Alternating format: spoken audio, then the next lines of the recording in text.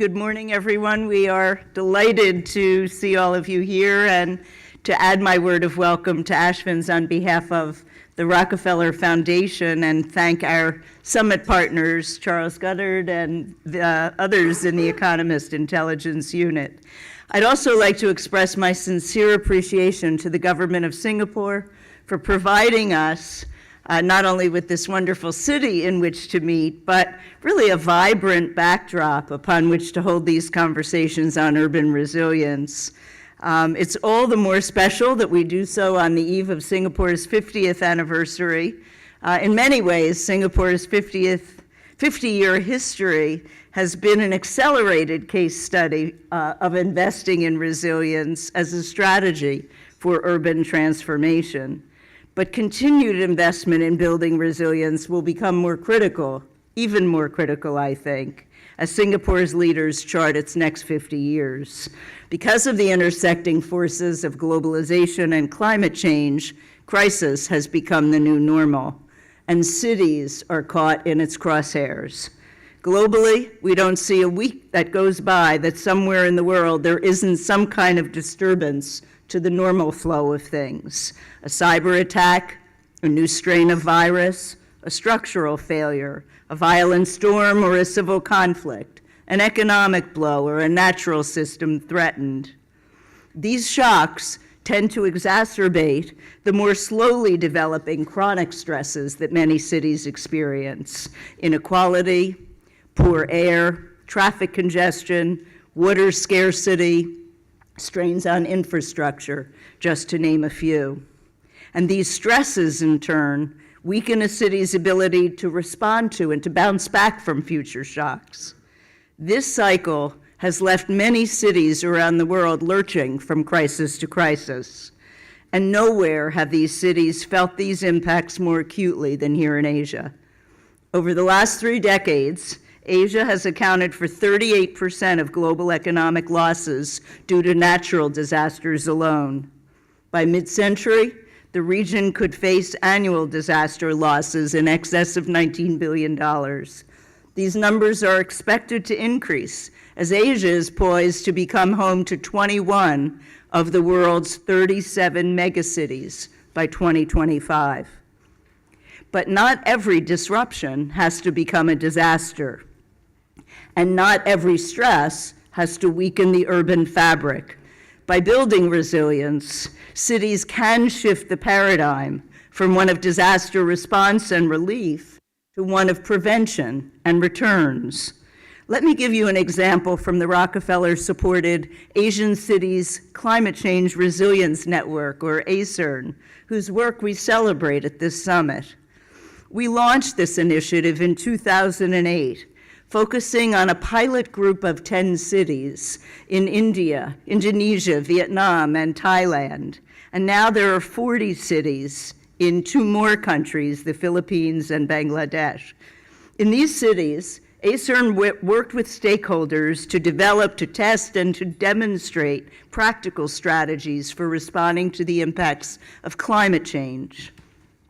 One of those cities, Gorakhpur, India, is an extraordinary case history. Gorakhpur is a town of about 1 million people in a low-lying area in the foothills of the Nepal Himalayas. Each year, monsoons dump heavy rainfalls on the city. As much as 1/5 of the city is often submerged, often for months at a time. Standing water does more than disrupt normal activity, of course. It also increases vector-borne diseases, contaminates groundwater, and degrades agricultural yields. And it's getting worse. Over the last decade, a rapid influx of people and poor waste management has extended waterlogging and its impacts. But in Mahewa, one of the most flood-prone wards of the city, residents have become active participants in the solution. Working with local NGOs, the city administration, and researchers, community members have surveyed households. They've identified innovative and affordable solutions and established local partnerships and committees to create interventions in their areas of greatest concerns. One intervention created a much-needed waste management system. Local residents donated 3 plots of land where waste is now separated and properly disposed of. Each household pays a very small amount for waste collection. Now, fewer bottles, pieces of plastic, and other garbage end up in the city's drainage system. In addition to waste and drainage improvements, other interventions have focused on health, on agriculture, and on microcredit. As a result, when 113-year record rainfall hit Gorakhpur in 2013, residents of Mahewah were spared. But that wasn't all that was achieved. Farmers now use compost from the properly disposed waste to fertilize their crops and protect against damaging pests. 900 households have gained access to safe and clean drinking water. And the incidence of waterborne disease and sickness has been greatly reduced. One investment, multiple benefits, that's the resilience dividend. Because it's just that, a return on investment. And it shows that by investing in resilience, communities, businesses, cities can improve lives and assets on the front end and generate returns at every point in between.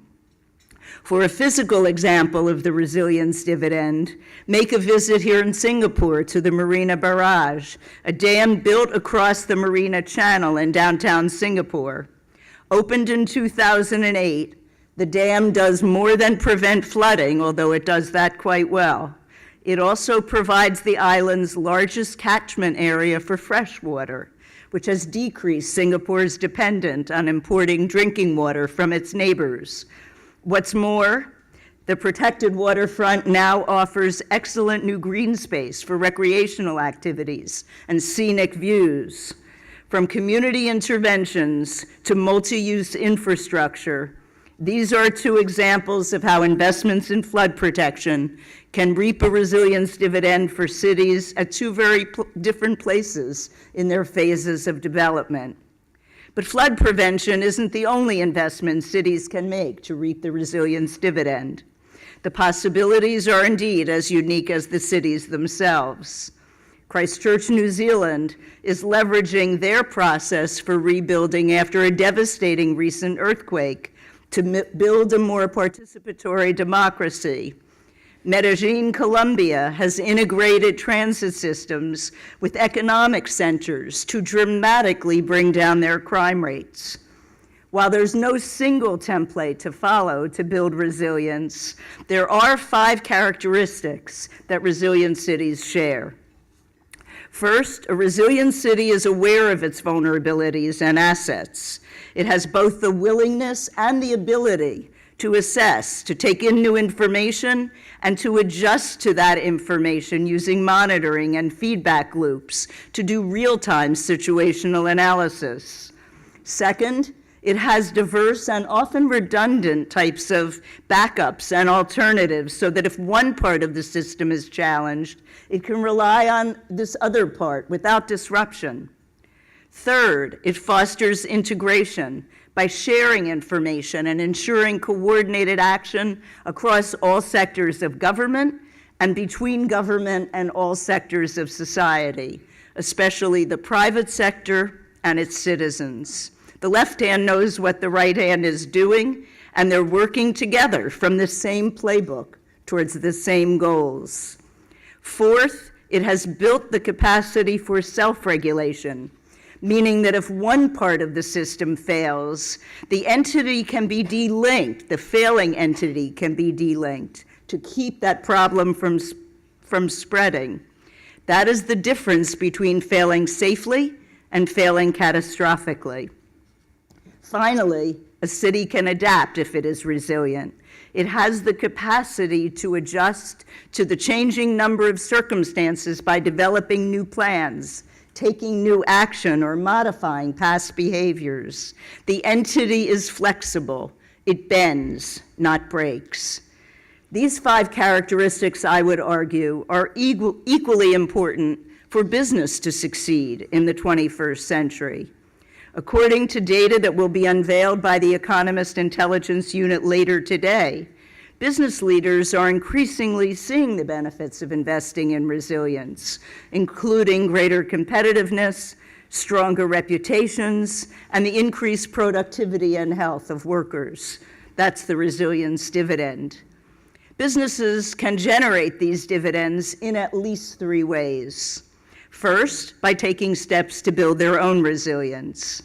There are lessons to learn here from many, but let me use as an example Toyota Motor Company. Before the Japanese earthquake in 2011, the automaker had learned from past crises and established disaster response task forces in every one of its operational units. In addition to disaster planning, the leadership had taken care to build the kind of culture that empowered its employees and its suppliers to gather and share information, to make quick decisions, and to do what was needed to get parts ready to deliver cars to customers during the good times, as well as during times of crisis.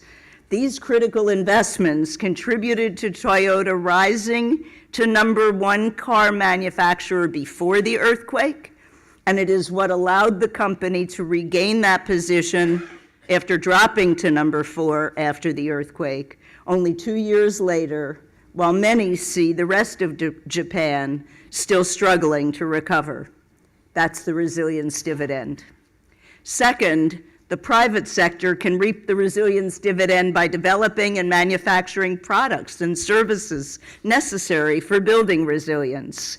Later today, we'll introduce you to some of our platform partners who are making their services and their technologies available to 100 resilient cities, from technologies that allow cities to map vulnerabilities to services that help cities determine where to focus their limited financial resources. Palantir, a data analytics software company, is one such partner already on the 100RC platform. In disaster situations, Palantir's applications provide responders with updated information to know where to help and where resources are more needed. This has enabled more responsive and more coordinated disaster relief efforts in the aftermath of both Typhoon Haiyan and Superstorm Sandy, 2 very different events.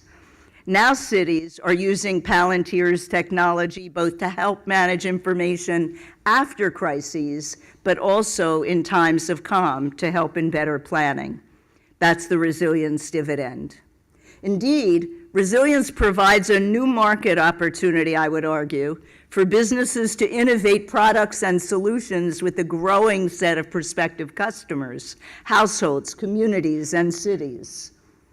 A third way the private sector can achieve resilience dividends for themselves and for others is by contributing to the resilience of the communities in which they operate. In Bogota, Colombia, global brewing and beverage company SAB Miller found that the cost of water from the local utility was rising precipitously. The culprit? Upstream, dairy farmers were clearing land for their cows to graze, and as a result, loads of sediment were traveling downstream, disrupting the water supply. The situation could easily have led to a crisis, and indeed the potential loss of a major local business for Bogota, because SAB Miller considered moving. Instead, they joined with the local water utility and with the Nature Conservancy to support the dairy farmers in adopting new practices. For example, they supported the farmers purchasing high-producing cows, keeping smaller herds, and protecting the vegetation along the riverbanks.